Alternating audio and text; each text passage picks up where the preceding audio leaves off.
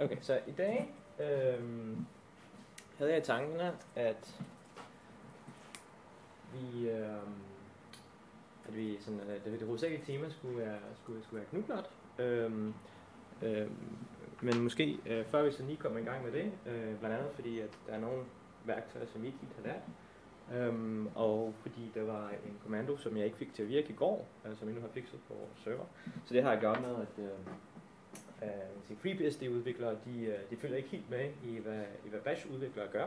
Så Bash havde forventet, en bestemt ting var sat op på serveren, mens det ikke blev sat op som udgangspunkt på FreeBSD.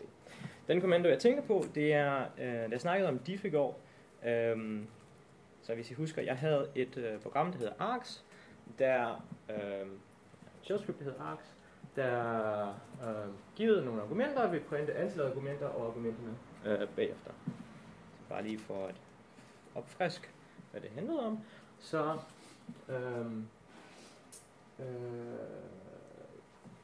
ja, så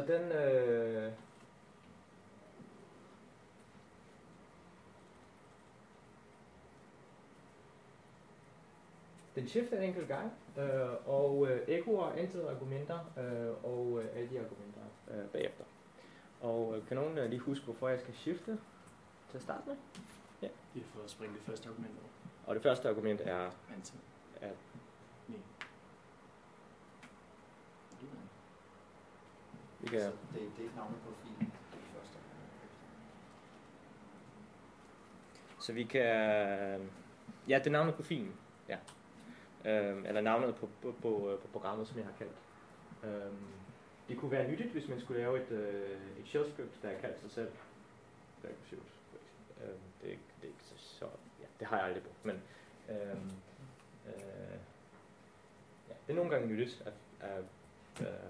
hvad programnavnet lige har været. Men det er så ikke i det her tilfælde. Jeg ønsker at springe programnavnet over, og så se, hvad der har været af argumenter ellers. Så, hvis jeg kører args med hej med dig, så får jeg at vide, at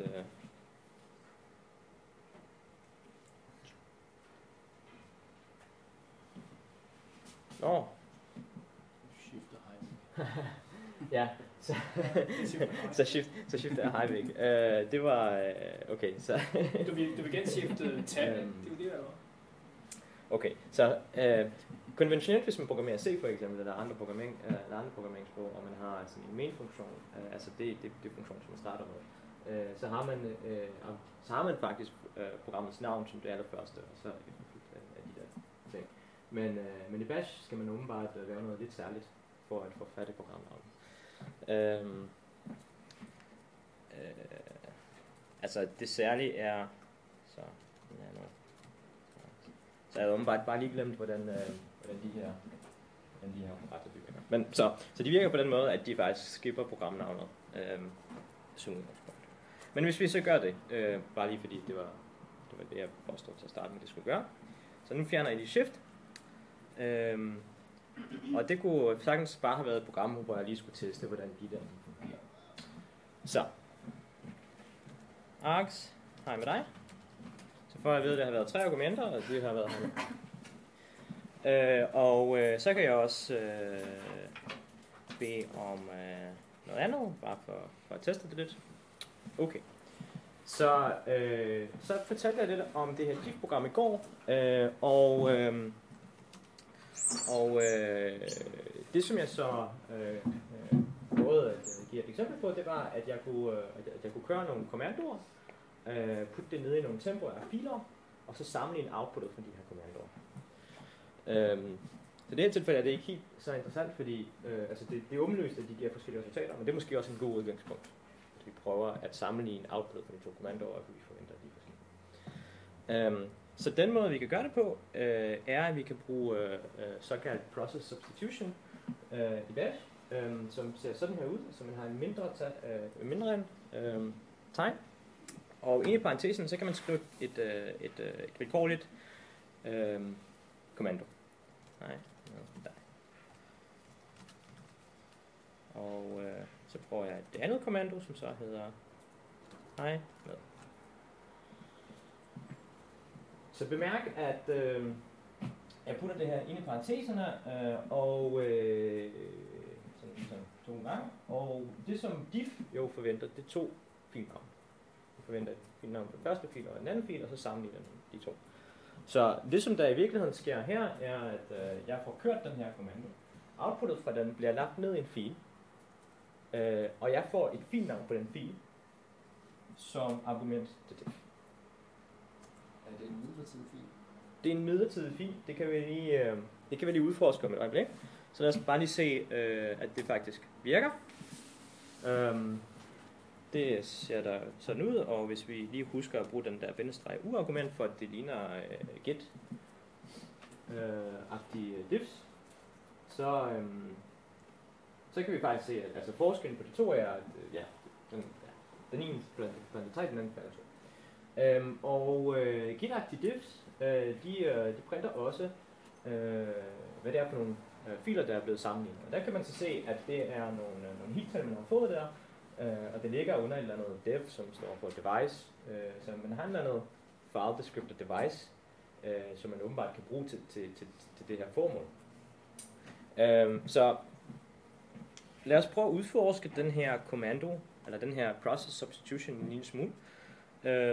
For eksempel, jeg vil gerne sådan finde ud af, okay, lad os sige, at jeg ikke havde kørt diff, og jeg ikke vidste, at det her det var DFD og 63, så kunne jeg være interesseret i at vide, når jeg skriver sådan en her, hvor havner den her?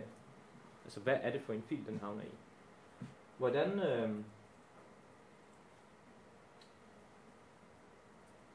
kunne jeg få filnavnet ud? Så hvad kan jeg skrive som kommando, som tager imod det her argument, som så vil fortælle mig filnavnet på den temporære fil, der var blevet skabt til det her formål. Ja? Present working directory? PWD? Den vil kun til directory. PWD printer directory, den tager ikke nogen argumenter. Så vidt jeg ved. Det kan godt være, at den faktisk gør den. Ja. Hvis du bare siger echo, printer den så ikke? Echo? Ja. Yes. Så det der, det bliver til et filnavn. Og så bliver echo kaldt med det filnavn. Vi kan så også prøve at bruge det her file-kommando, som vi lærte om kort i går, og der kunne get, hvad det er for en type fil, vi har at gøre med. Så vi ved, at vi får en fil der, men hvad er det for en slags fil? Det er en meget speciel fil, får man at vide. Det betyder som regel, at der er et eller andet styks programmering, der faktisk sidder og genererer den her fil. Og det er der jo også. Der er en lille shell-kommando, ls. Den bliver startet i en proces. Den genererer noget data, og det data bliver så lægget ned i den her temporære fil. Så det er faktisk ikke fordi, at filen bliver produceret først, og så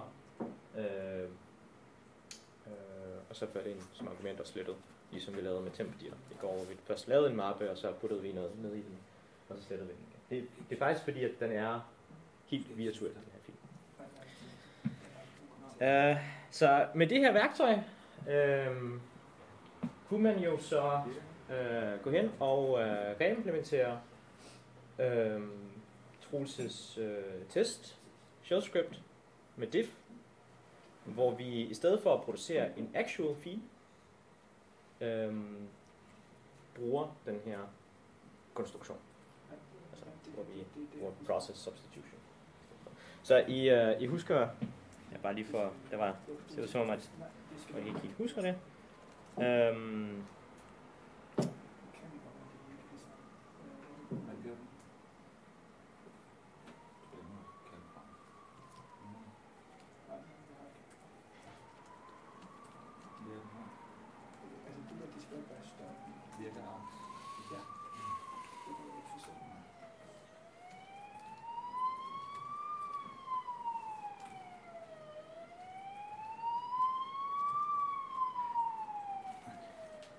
Så her var en af de testscripts, som han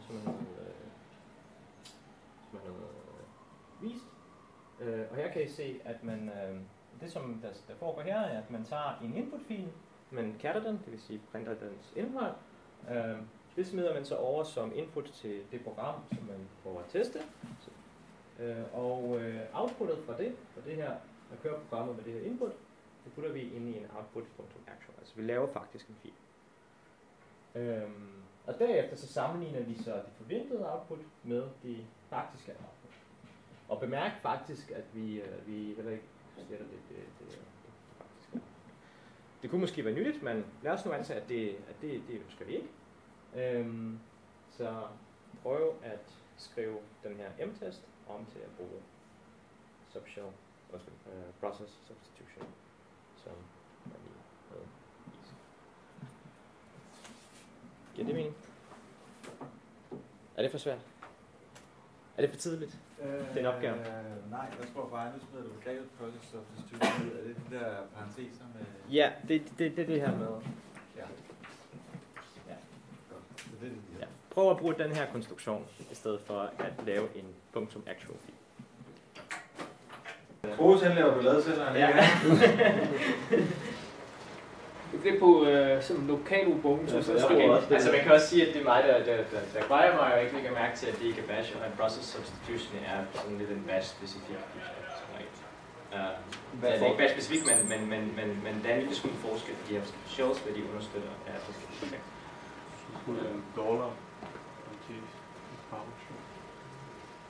$. Ja. Så det var fjollet, men ja. Det er også kun blevet dokumenteret. Hvad? Ja, det er også det kunne også ja. Okay. Så det var det første, man skulle gøre ved den fil. Ændre -h til environment eller user environment bash. Så vi er sikre på, at den her shell script kører igennem bash. Og så kunne man så erstatte, i stedet for at cat input ind i output.actual, så kan man bruge sådan en subshell, enten til venstre eller til højre, det er sådan set ligegyldigt, som input til compare. Jeg har også puttet godsøjne omkring prod. Men bemærk også, at den her shell script, den er ret fragil i forhold til, hvis man glemmer for eksempel at angive nok argumenter. Så for eksempel, hvis man glemmer at angive en prog,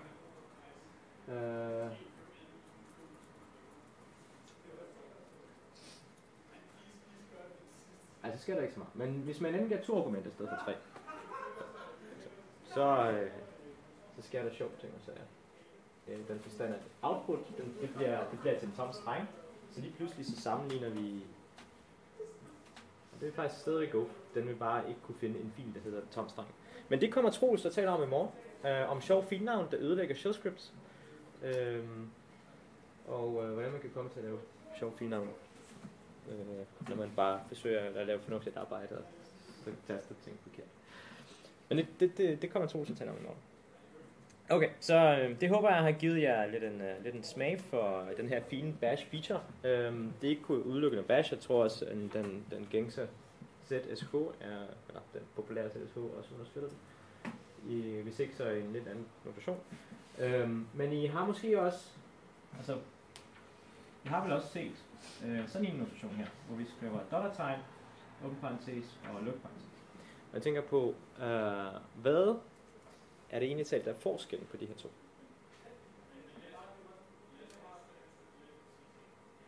Altså man kan prøve selvfølgelig.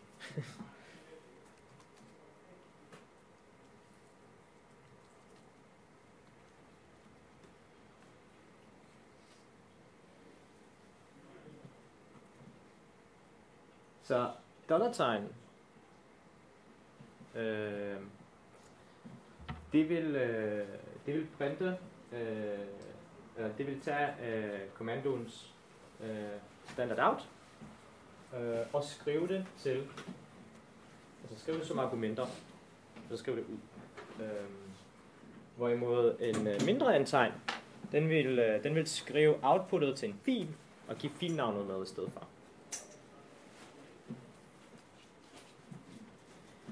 Så som jeg også bemærkede, der var i hjørnet, som jeg ikke fik vist jer, men måske er meget, giver en fornemmelse af hvad det er egentlig talt, der foregår. Altså nu har jeg kørt echo med den her process substitution med kommandoen ls, og den har givet mig den her fil. Den her fil, den eksisterer ikke længere. Den eksisterede kun, så længe min pipeline var i gang. Min pipeline er færdig nu. Og for at overbevise jer om det, så kan jeg bede om file på devfd63. Og så vil jeg få at vide, at den kan ikke åbne den, fordi det er en dårlig file descriptor. Det er måske en lille smule kryptisk, men det betyder, eller ikke betyder, men altså, det lyder ikke som om, jeg kan åbne den her fil og læse den.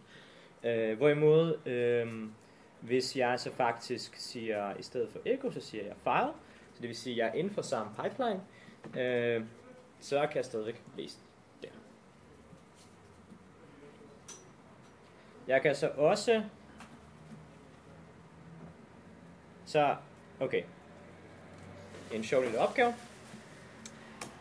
Echo $ls giver mig det her output.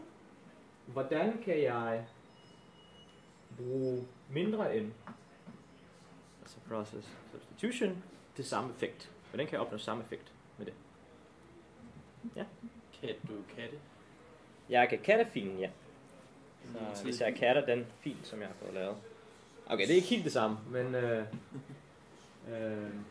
er også fordi, det var lidt forkert sagt selvfølgelig. Altså, det der sker med det her, er at den ekspanderer til outputtet.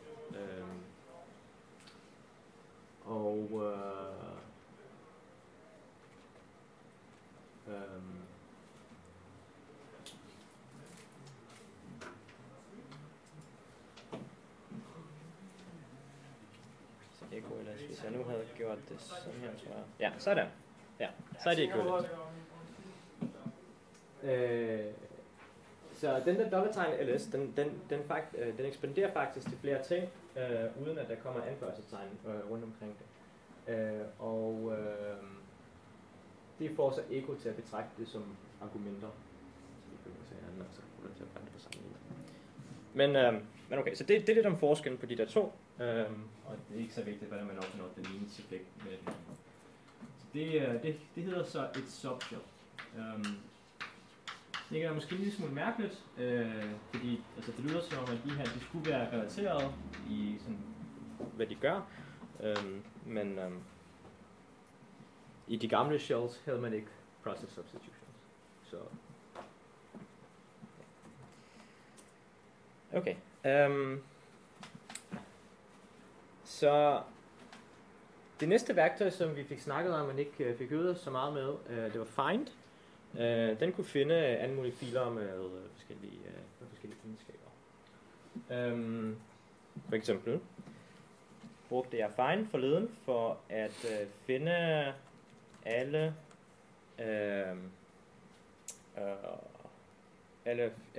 filer, der havde navne, der sluttede på .sh. Og jeg skriver punktum for ligesom at gå ud af min hjemmemappe og søge igennem alle de hjemmemapper derfra. Bemærk, så jeg finder selvfølgelig alle de shell scripts der er, men jeg får også en lille smule støj med, hvor find fortæller mig, at den kunne ikke undersøge .sh-mappen for hver af jeres bruger. Og det er så fordi maskinen er sat op således, at jeg ikke har, altså jeg som admin bruger, nu er det ikke min root bruger, nu er det ikke min administrator bruger, jeg bruger, men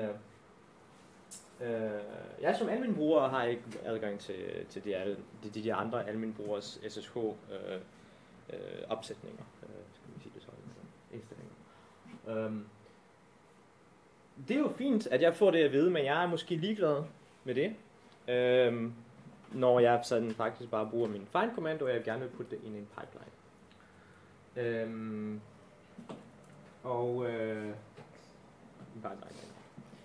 Så hvordan kan jeg fjerne de her outputs? I har formentlig hørt om standard in og standard out. Har I hørt om standard error? Der er nogen, der ikke. Så der er 3 gængse fildeskripter, som hver proces har. De har standard in, standard out. som I ved, hvad det står for, og standard error for at kunne rapportere fejl på en brugervenlig måde. Det her det er rapportering af fejl på en brugervenlig måde, og som så ikke er så tydeligt fra outputtet her, så er det faktisk skrevet på standard error. Altså Bash er sat op således, at både standard out og standard error som udgangspunkt bliver printet på skærmen. De har så også nogle gængse file descriptor, så 0 det står for standard in. Ja, skriver lige 1 står for standard out. 2 står for standard in. Så de her tal, indekser, de vil sådan, for alvor først give mening, når vi begynder at kode C her i computersystemet kurset, men det giver også en lille smule mening i forbindelse med shell scripting, hvor jeg kan, så I husker måske, hvordan jeg kunne omdirigere outputtet fra det her til for eksempel en fil, og en af de filer, som jeg kunne omdirigere det til, det var DevNull. Det var noget, som Troels har snakket om. Det var sådan en fil, som var sådan et sort hul. Hvis jeg bare smider noget ned i den, så bliver det slettet. Det effekt, som jeg opnår som bruger, er, at jeg ikke får noget, at jeg ikke får noget output fra standard out. Men jeg får stadig output fra min standard error. Kan man så opnå den omvendte opførsel? Det kan man så godt, hvis man lige husker, at indeks nummer 2, den hedder standard error. Så i stedet for at pipe min standard out til DevNull, så piper jeg min standard error ud til DevNull. Og dermed får jeg kun outputtet fra standard out, og dermed får jeg kun de der fine .sh-filer.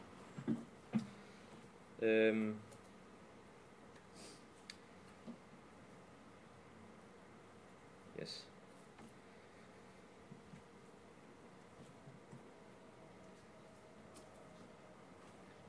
En anden nyttig ting med grep-værktøjet faktisk er, at man behøves ikke at søge en fil efter bestemte linje. Man kan også søge gennem en masse filer efter filer, der indeholder en bestemt ting. Så hvorfor er det nyttigt? Det kunne være nyttigt i forhold til, hvis jeg får et stykke... okay, det ser ud som om vi begynder at fylde lokalet lidt op. Kunne være, vi skulle have været sådan noget. Det går lige. Så det som jeg kan gøre med grep, okay, så ja, brugsscenariet er, hvis man får en mængde kode, altså en masse C-filer, og man ved ikke helt, hvor en bestemt funktion er defineret. Den måde, man kan gøre det på, er at søge gennem alle filer efter funktionssignaturen. Vi har så ikke sådan noget C-kode, men vi har nogle shell scripts. Måske kunne jeg så finde ud af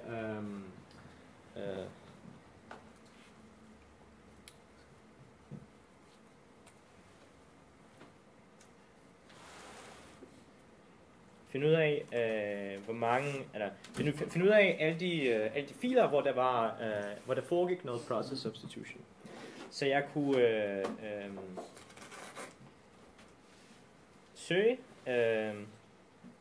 rekursivt igennem alle mine home mapper,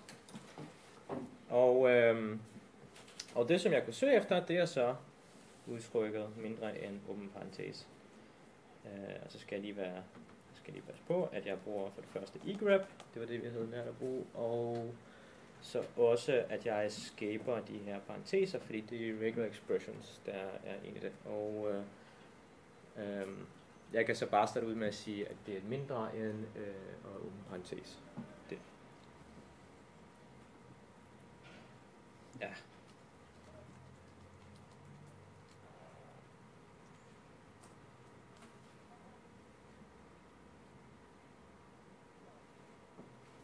Så der kan I også se alle mine pinlige forsøg på at udføre det i min bash history. Så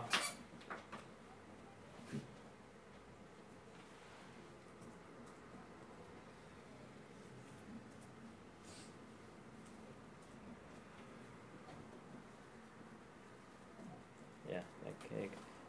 Okay, så har Troels fortalt jer om less-kommandoen? Fordi nu tænker jeg, at jeg har fået alt for meget output. Jeg vil gerne faktisk scrolle lidt op. Og på den måde, som jeg har sat den terminal op, som forbinder til den her maskine, så kan jeg ikke scrolle op på en nem måde via et interface. Det havde man havde ikke nødvendigvis fine interfaces i 70'erne, så derfor fandt man også på programmer til den slags, at kunne scrolle igennem output-program. Og det er det, som less kan bruges til. Så hvis jeg smider det her i en less, så får jeg sådan en fin output her. Og det er så min output fra toppen. Så der kan man så se af eller anden grund, at de her JPG og BMP-filer har alle sammen noget process substitution i sig. Det er sådan lidt mærkeligt.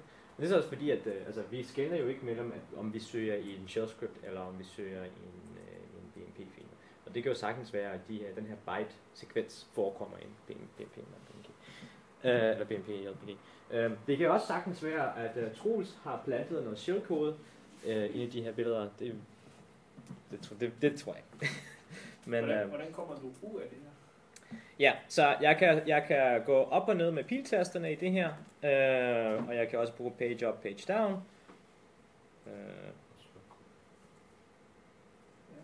Der er faktisk ikke særlig mange af jer, der har implementeret det her.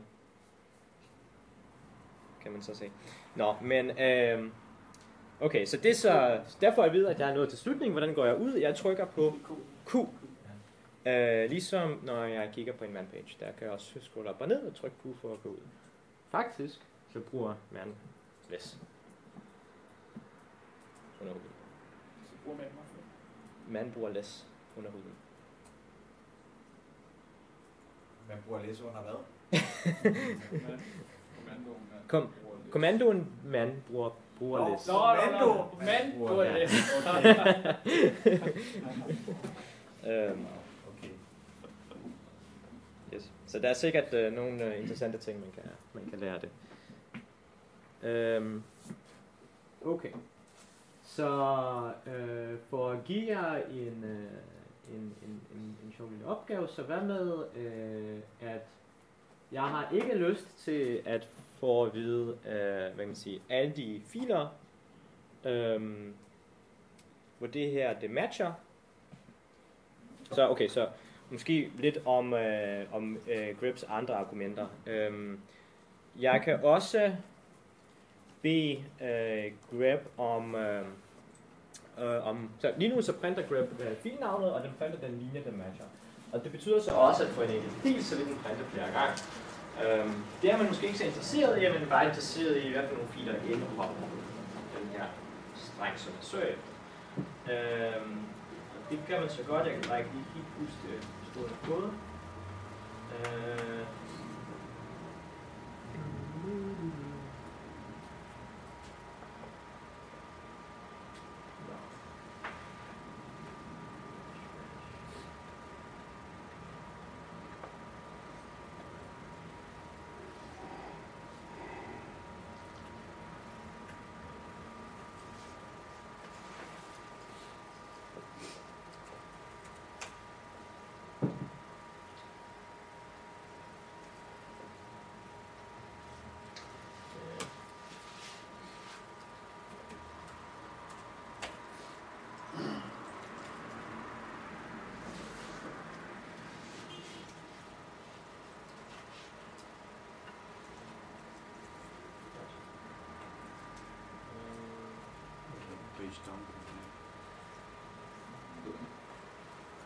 Hvis du trykker ned den her gang.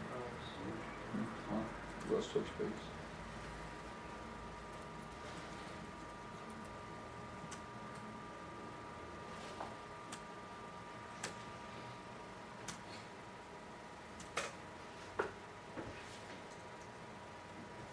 Q-fokus. Nå, men altså, jeg kender jo til en masse jeg kender jo til grep, så jeg kan godt bare smide den her output ind i en egrep igen, og så kan jeg så søge efter ting, der kun starter med skråstreg, punktum. Ikke noget skråstreg. Bare punktum.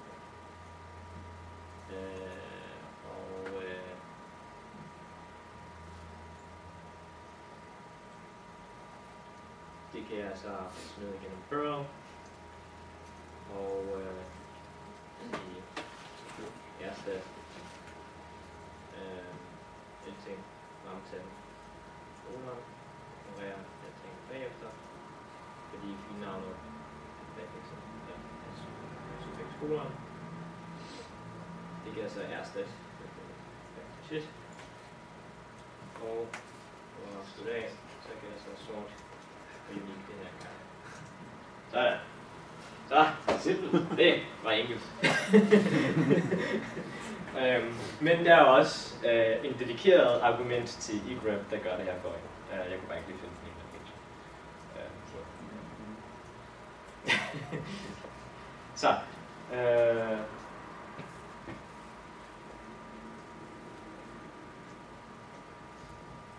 Jeg tror faktisk, jeg har lyst til en opgave, jeg havde tænkt mig at stille. Den er faktisk løst, fordi den opgave, jeg tænkte mig at stille, det var, okay, den er næsten løst. Det var at finde ud af de KU-idéer, der har faktisk lavet den her opgave med process substitution. Så den er sådan set lavet. Det er så også meget. Altså, lige et par kommandoer til den her pipeline, ikke? Så er jeg der. Vi skal også have mere te, så det er ikke. Ja, så lad os holde pause.